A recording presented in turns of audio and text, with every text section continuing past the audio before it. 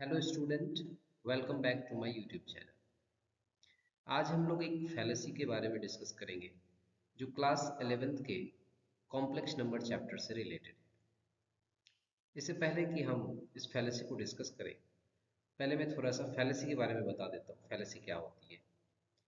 तो फैलेसी एक तरह का झूठा धारणा होता है, एक फॉल्स बिलीफ होता है जिसे ज़्यादातर लोग सच समझते हैं। राइट? तो उसी तरह का एक फैलेसी आपको यहाँ पे स्क्रीन पे दिख रहा होगा और इसी को हम लोग इस वीडियो में डिस्कस करेंगे। तो लेट्स स्टार्ट।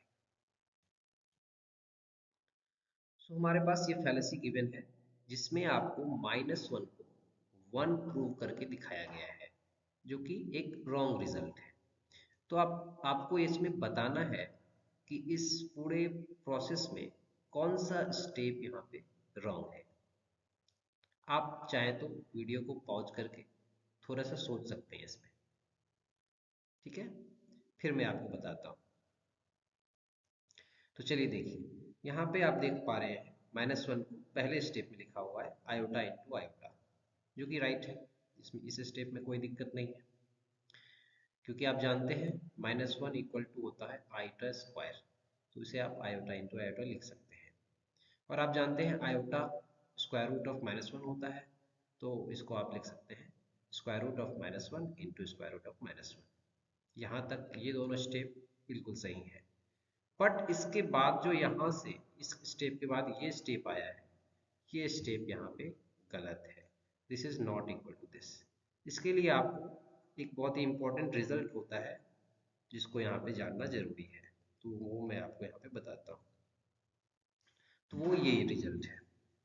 ये रिजल्ट कहता है कि for any two real numbers a and b, the result root of a into root b equals to ab is true only when at least one of the given numbers is either 0 or positive। कहने का ये मतलब हुआ कि अगर हमें root A into root B दिया हुआ है हमारे पास, तो ये equals to square root of A B तभी पॉसिबल होगा जब ए और बी में से कोई एक या तो पॉजिटिव हो या जीरो हो, या तो पॉजिटिव हो या जीरो हो। बट यहाँ पे अगर हम ध्यान से देखें तो यहाँ जो स्क्वायर रूट के अंदर दोनों नंबर्स हैं, दोनों ही आपके पास -1 है और दोनों ही नेगेटिव नंबर्स हैं।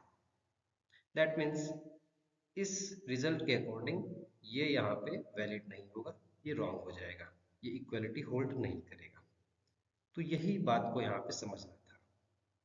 ठीक है, और इस तरह से ये फैलेसी एक्सप्लेन हो जाता है कि ये -1 इक्वल टू -1 इक्वल टू 1 क्यों नहीं हुआ। ये इस रिजल्ट की वजह से नहीं हुआ। इस स्टेप को हम लोग नहीं लिख सकते। राइट? Okay, got it. चलिए, तो इस पे एक और एग्जांपल हम लोग देख लेते हैं ताकि और क्लैरिटी हमें मिल जाए। Let's see.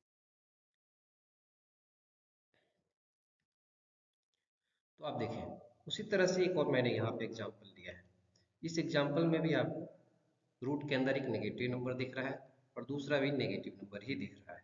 तो यहाँ पे भी हम लोग इसको इक्वल टू ये नहीं लिख सकते हैं। This is not equal to this. इसलिए दैट मीन्स ये जो है हमारा √6 क्या हो जाएगा, तो रॉन्ग हो जाएगा। तो इसका सही आंसर क्या होगा, तो वो आपको में होगा ये √2 root of -2 into root of -3 equals to iota √2 into iota √3।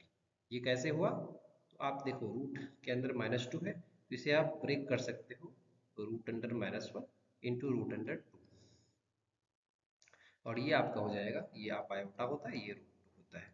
इसी तरह से ये भी आयोटा √3 हो जाएगा। तो इस तरह से ये यहाँ पे आया, और इसका फिर वैल्यू आप आयोटा स्क्वायर और √6 लिख सकते हैं, and that is equal to minus of √6। तो इस तरह से ये एक्सप्लेन हो जाता है। ठीक है, तो यही था इस वीडियो में।